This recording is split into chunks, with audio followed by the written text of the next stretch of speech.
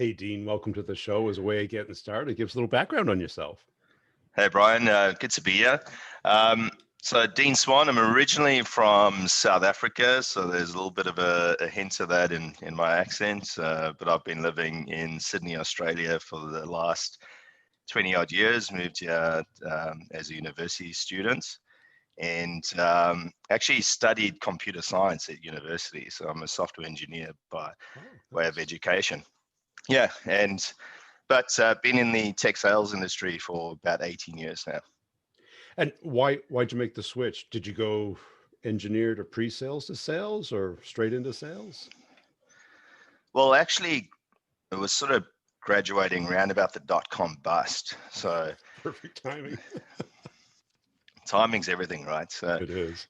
really struggled to find a job in like being a computer programmer. A lot of companies that I was calling at that time were having, you know, layoffs and all of that good stuff. So yeah, got into calling people, cold calling companies, looking for work experience, and at the end of the day, found a company that said, "Look, we don't do any programming locally, but we're hiring salespeople. So do you want to give that a go?" I was like, "Yeah, Wow. sure."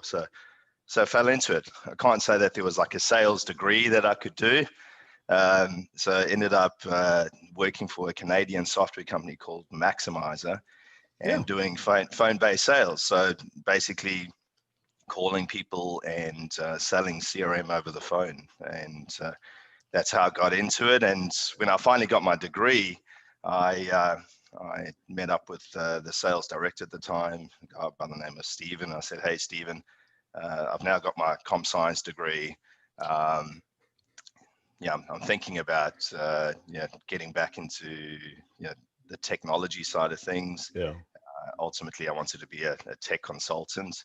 And he sat me down and he said, "Look, you've been doing the sales thing for a little while now. You're pretty decent at it.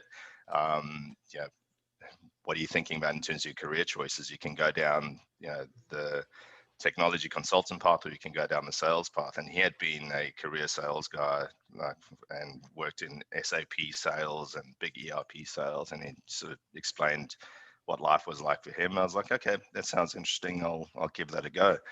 And the rest was history. After that, I spent the last 18 years in sales leadership roles, working for companies like Microsoft and Dropbox, and most recently, for the last 9 months pre-COVID, I was hired by a tech startup called Monday.com to set up the business here in the Australia region. So that's also been a fun ride.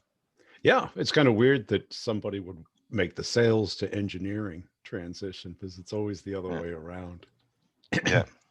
Well, I take it you like the variable income of sales and the control? Yeah, look, I think for me, your sales is a bit of a creative pursuit, right? So when I was a kid growing up, I wanted to be one of three things. I either wanted to be a software engineer, or I wanted to be an architect, or I wanted to be a game ranger. And I mean, that's obviously coming from growing up in South Africa and going to game parks and all that sort of thing.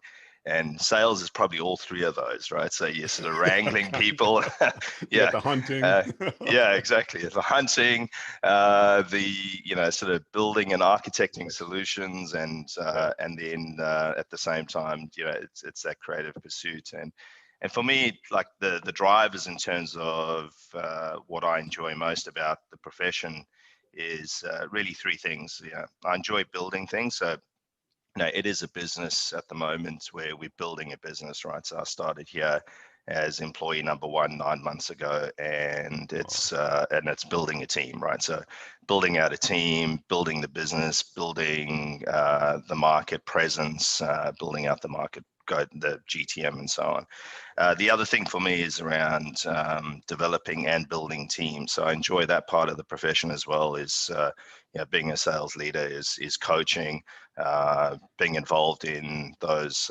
customer and prospect interactions, and sort of leading from the front a little bit in some of the junior salespeople and showing them sort of, well, here's an example of how I would conduct a sales call, or how we would do a demo, all that sort of thing. And then the last thing, it's really about securing the financial future of my family, right? So I've got 2 young kids and a wife. But Monday.com is actually quite unusual because we don't have a variable comp plan. It's a non-commission sales role. So it's one of those probably new breed of companies, and it's becoming more popular in the tech industry, where you got software companies that have got non-commission sales roles. And how do they go to market? Because it's a consumer product, right? But it is B2B too. It's mainly B2B. Mainly B2B. Yeah, mainly B2B. But it started out, we talk about this flywheel model. So people can go online, they can swipe a credit card, and then they can start a subscription, right? And that's how you find that a lot of companies get started with our offering. Is it's smaller teams, individual teams that will go online and go, right, we're going to get started with 5 or 10 of us, and we'll start using Monday.com. My team and our focus is, well, how do we expand that within enterprises, and also how do we sort of go further up market into these larger organizations? And that's a different engagement, right? In that instance, like most recently, we've signed up a couple of larger enterprises where we're dealing with the leadership team, and we're dealing with the C-suite, right? And it's more of a top-down engagements, as opposed to someone swiping a credit card somewhere lower down in that organization. We're having a conversation around, well, how are they tying strategy to execution, and how can we help them as an organization achieve their organizational goals? And that's where we engaged at. Cool. And so you have a lot of experience in that from Dropbox, which had a similar model. Is that true? Yeah, that's right. Yeah. Land, expand, and then build up to the enterprise. Now, from the outside looking in, people would think that's an easy sale. Is it? Yeah. Is it an easy sale? I don't think there is such a thing as an easy sale and especially in the current environment, right? It's just different challenges, right? Yeah. So if I look at the way our business operates, it's 99.9% inbound, right? So we're, the team are responding to people that are signing up for trials and downloads, right? The biggest challenge is actually, how do you bridge that gap, right? So how do you take a conversation that started in a very small part of the organization, and how do you broaden that out, right? And I think that's where the skill comes in, is really sort of understanding not only that individual's particular challenges or opportunities that they're trying to go after, but actually sort of broadening out that scope and having a conversation, well, how does that impact the team, and what's the team trying to achieve, and then going out broader from there. Well, what's the organization trying to achieve? Yeah. And then the skill again is then being able to navigate the organization and get sponsorship through the organization until you're at a level where you're talking about an organizational wide opportunity and solution. And have you found common use cases across organizations, or is it all over the map? I think it's a function of our offering, right? Because it's what we call a work operating system. So the use cases are far and wide, right? So we got here in Australia, we had one of the government organizations were using our platform in fighting the bushfires, right? And they weren't throwing software at bushfires, but they were managing it. But managing their resources and their teams in the field and the work shifts and so on. Through to then, we've got another company that would be a creative agency. So, for instance, we got the Sydney Opera House that use our platform to manage all of their creative projects and their digital marketing and so on. So the use cases are quite varied, right? And so from first response and critical operations through to creative use cases, which means I think for our team, you got to be quite agile in your thinking. I think you do rely on a skill set of being able to think fast on your feet, be able to ask questions that really open up the conversations, and then understand exactly, well, how would we fit into that? How would we bring a solution to bear for that particular problem? And you moved into leadership because you like building stuff. Is that Yep. the key Well, motive? I enjoy building things. I enjoy developing, people and teams. If I think back to when I started at Maximize, I was, inside sales rep, banging out the phone calls and, doing that high volume work. And, a little bit later on, I got promoted into leading that team. And that was fun because that was, at the same time as being, right at the coalface in terms of engaging with customers, you're also thinking about crafting, okay, well, what are some of the messages? What are some of the the challenges that we're seeing? How do you solve for that? How do you define a go-to-market strategy? How do you open up new markets? How do you hire great talent? So all of those things are quite enjoyable, and it's just been a repeat of that through my career. And you have a pretty good knack for picking companies too. Yeah, there's some good ones. Microsoft, Dropbox, Monday.com. All exciting companies to work for. A lot of sort of trust in the market as well. Right. So Well known, good well brands. known, good brands. I mean, I had a stint there in. I started my own tech startup, and you really get an appreciation for the power of a brand, right? So when you're engaging with people and you're needing to explain who your company is and what do you do, it's a different type of challenge. But that in itself also sharpens the saw, right? And what are you looking for in reps now for companies like this, where it's a seed and spread, trying to Yeah, work up yeah, the enterprise? yeah. So there's a couple of things. I think there's definitely intellectual horsepower, looking for people that are very smart, that can think on their feet, because the engagement is a consultative style engagement. You need people that can really understand the problem at a deep level and then be able to think on their feet and think about, well, okay, well, how could we architect our solution? What are the elements of what we do that can help you solve that problem? So intellectual horsepower, but also just the variety of industries that you're dealing with. So one moment you could be having a conversation with a local government council, another moment you can be talking to a marketing agency, and then you're talking to a retailer.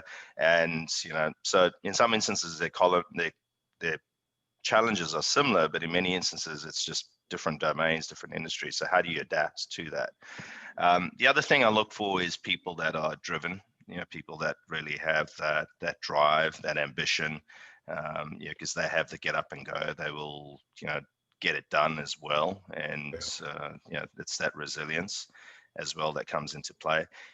And you can pick that up. You have a look at people in terms of, well, what are their pursuits, what are their hobbies, or what challenges have they overcome in their lives, or what's their career trajectory, and you can just see that thread. And then the last thing is, which is and trying to get that combination is pretty tough, is someone that's humble, low ego, because translates and Sales. Well, yeah, it's looking for a bit of a purple squirrel sometimes. But when I say humble, it's someone that's really coachable, right? So someone that is open to feedback and they're constantly learning, right? So and that's the thing. I think that's when you know that you're working with someone that's going to grow and they're going to be able to adapt and fit in with the rest of the team as well. And like, how do you tell that when I'm sure you've hired people that or have worked with in the past, but when you don't, because everybody does pretty well in the interview. Yeah. It's a skill, right? I think 18 years in the industry. I wouldn't say that I'm expert at it. Still make hiring mistakes from time to time. The way I test for that is, in our interviews, we do a role play. So we have someone and they'll come in and they'll do a mock sales call. They'll do a demonstration. And for me, it's pretty telling on how they self-critique themselves. So, I normally ask them, so, well, how do you think you did on that? And that go through. And the people that give a good, well-rounded self-critique, they'll be balanced. They say, look, I think I did these things really well. And on reflection, I think I could have done this differently next time. I could have done better here. And then how receptive are they to your feedback as well? So, I have an opportunity to also give them some feedback and some coaching. I think the people that do it incredibly well are the ones that take that feedback and they'll give you a replay straight away. They'll go, oh, that's interesting. Well, can I try that again? And then they'll give it a go. So I'd say that's like a 10 out of 10. Someone in the middle of the ground will sort of go, okay, yeah, that sounds good. Thank you for that and whatnot. And then, I think a bad signal is someone's super defensive and or dismissive, right? And do you see that the most often? Because that's everyone kind of rationalizes. Well, I'm uncomfortable. I really don't do it this way. But I mean, that first example is perfect. Yeah. I'd see the middle of the ground the most often, right? So most often people are like, because you're in an interview situation. It's a bit of a contrived situation. People are really polite. Yeah, they're nervous. And so it's probably the middle of the ground. If I see someone that's really defensive and pushes back, and that's, you can see that pretty quickly, and you go, okay, well, that's a red flag. I don't think we're going to move forward with that person. Yeah. And that business acumen, that first item that you mentioned, being able to have the intellectual horsepower to talk to a diverse group of people about a diverse group of topics on their feet. Right. You just can't take notes and get back to them. You have to have it interactively. Is there any techniques that you've used to kind of ferret that out before hiring them? Before hiring? Yeah, look, I think it's, I like to have a conversation and just understand how conversational is someone. Sometimes I'd ask an interview question around something topical, right? So what technology do you think is having the most impact at the moment? Or what are you most excited about when it comes to technology? What's a technology or an application that you use in your day-to-day life the most? And then really sort of unpacking that. So I think that brings out the ability to be conversational, right? And not just be too one-dimensional in the conversation. And then from there, just get into different topics, right? So tell me about a customer that recently won, or what's a win that you're most proud of. And then out of that, you'll get a sense of, did they really have an understanding of the business problem or the challenges that we're trying to solve for? What sort of conversations were they having with that organization? Who were the people in the organization that they were engaged with through that sales process?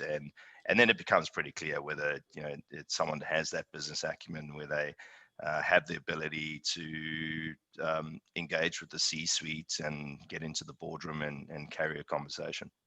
I think that's a great question. I remember a manager asking me that, and then he asked, well, how did they administratively purchase? And I told him exactly, and he goes, you're the first person I ever interviewed who knew that. Yeah. And that's it's interesting because that's a skill in of itself, right? Isn't it? Just understanding the procurement path and especially with large complex organizations, that's a significant skill. Yeah, because near the end of the quarter, what happens? They don't know where it is. You don't know where it is. And the manager's like, is it even real? Yeah. It's kind of black box. And you got to, and look, I think with our team, we ask those questions. We're scrutinizing every engagement that we're engaged in, and understanding, well, who's the economic buyer, who's the decision maker, how are these decisions being made? Is it decision by committee, or is it one person? Understanding, well, where does that budget come from? Who needs to sign off on it? Or sometimes even what system do they need to, what do they need to do at a system level?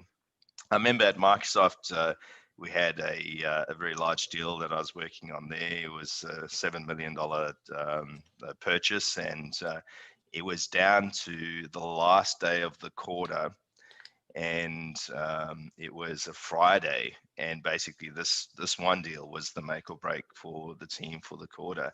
And I mean, we literally had the appointments in the diary of the CFO for 5:30 p.m. and my contact was standing outside his door, and he had an appointment to go in and just sort of have the CFO push the button in the Oracle ERP system to release the PO. And like, so you had to get down into that level of granularity and detail to get it done. And if we hadn't done that, we probably would have had a deal that would have slipped into the next quarter and be pretty painful, right? And what's it like to be? You're probably the first person they hire in Australia. Usually, is Yep. that true? That's right. Yeah. And I've been kind of that person in a certain market that no one understood. Yeah. So you're kind of, not black sheep, but you're the distant cousin down in Sydney. Yeah. How's that? How do you manage that? How do you get the time zone, you got the language, it's a new market.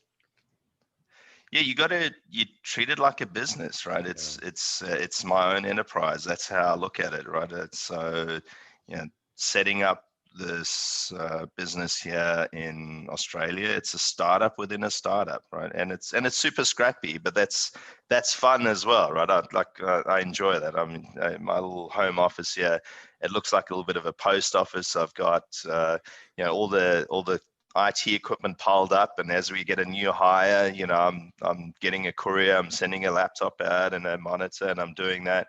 But at the same time, we're working on these larger enterprise customer engagements and projects and everything in between. But it's fun. It's scrappy. And again, coming back to my why, I enjoy building things, and for me that is a creative enterprise. At the same time, there are sort of certain things that you just it comes with the territory. So dealing with time zones, I mean, we're having this conversation at 6 a.m, and I'll be meeting with someone just after this, and because they're in New York, and then later on this evening I'll be having calls with people in Tel Aviv, and then during the middle part of the day I'll be engaging with customers and team members in Australia and New Zealand. So I mean, but ultimately you're just going to manage your energy as well. So at an individual level, you've got to make sure that you taking time out to look after your health and get a little bit of sunlight and exercise. So I do that as well. And you came highly recommended for the show. What do you think motivated people who have worked with you in the past to recommend you? Well, that's a good question. I think I enjoy having a connection with people, like the people that I work with. I'm invested in their development, their success. So I think that shows. Also in like having fun. So the people that I work with, you're with them for the most part of your day, more so than you might spend time with your family. So how do you work with people that you enjoy working with? How do you make the work environment an exciting, motivating, fun place to be? So I think that's a big part of who I am. That's sort of my approach to leadership in general. And I think that's the people that have recommended me. Obviously, that's resonated with them, and hopefully they've grown professionally, but also had a good time as we work together. And how do you do that? Is it just events, open communication, getting to know them as people, not just as employees or team members? I think it's all of that, right? It's understanding, well, what are people's personal motivations? What do they want to achieve for themselves in their lives, right? And how can you help them do that, right? I think my role as a sales leader is to make the team successful and to create an environment where success can thrive, right? So, and I do that in a number of ways. So at an individual level is understanding, okay, well, what's your motivation? What's your drive? How can I help you, get to that? And sometimes the conversations are broader than just, work. I think, you Yeah. know, sometimes it's you know, giving people on advice and other things, or sharing your life experience. You know, I am quite open, and, you know, can be vulnerable with people as well. And I think that establishes that human connection, right? So people understand, you know, what's my background, what's my drive, why am I doing this, what are the things that I'm challenged with. Um, being I think as a leader, just also being vulnerable and just having a go and showing people. You know, I think with one of the sales folks that I was working with, yeah, he had a really tough role. Like, he had to make phone calls, cold calls into enterprises, and it was just getting knocked back, knocked back, knocked back. And I was like, hey, well, why don't we just go sit in a room for half a day, and I'll make the phone calls, and then you listen in, right? And I'll get in the trenches, and I'll make the cold calls, and we did that for a couple of hours. And, you know, so just willing to sort of walk in his shoes, show him how it's done. And I think that resonated as well. And then you come back to the having events, having fun. Yeah, I think it's, you know, just creating an atmosphere, not only in the office, but outside of the office, where you connect as a team, and you feel like you're doing something as a team as well. Like, you got a shared vision, and you're building out something that's just bigger than yourself. Cool. Hey, I really appreciate your time today, Yep. Dean. Where can people go to connect with you and learn more about you and your work? Yeah, so you can go onto LinkedIn, Dean Swan, and you can find a little bit more information about myself there. And yeah, Monday.com. So if people are interested in looking at what our startup's all about and what our platform's about, you can just go online.